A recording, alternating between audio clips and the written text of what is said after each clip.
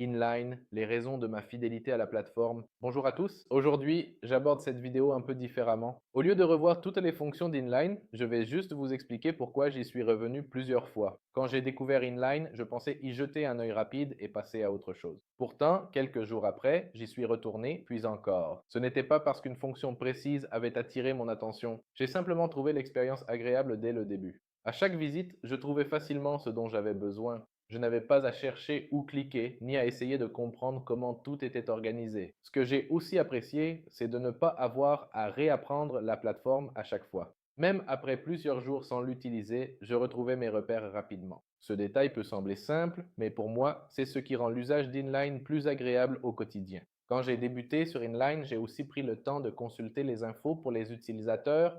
J'aime toujours voir si les explications sont claires ou si elles ne s'adressent qu'aux experts. Ici, j'ai trouvé que tout était assez lisible. J'ai regardé les types de comptes et les marchés accessibles, et là aussi, les infos étaient claires. J'ai aussi noté que l'approche globale d'Inline semblait assez structurée. Je n'avais pas l'impression d'être inondé d'infos, ce qui me va mieux qu'une interface trop chargée. J'ai aussi apprécié que l'assistance soit clairement disponible et accessible sur la plateforme. C'est quelque chose que je vérifie toujours avant d'utiliser un service régulièrement. S'il y a une chose que j'aimerais vraiment voir un peu plus souvent sur Inline, ce serait du contenu qui soit destiné en particulier aux débutants, pour les aider à bien démarrer. Quand on commence, un peu de contenu supplémentaire est toujours le bienvenu. Au final, quand je pense à mon expérience avec Inline, je ne pense pas à un outil en particulier. Ce que je retiens surtout de cette expérience, c'est que l'usage m'a vraiment paru tout à fait naturel, ce qui, il faut bien le dire, n'est malheureusement pas le cas partout, loin de là.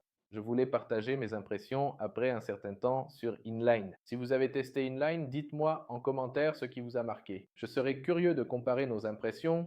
Merci d'avoir regardé la vidéo. N'hésitez pas à liker et à vous abonner et on se retrouve très vite pour une nouvelle vidéo.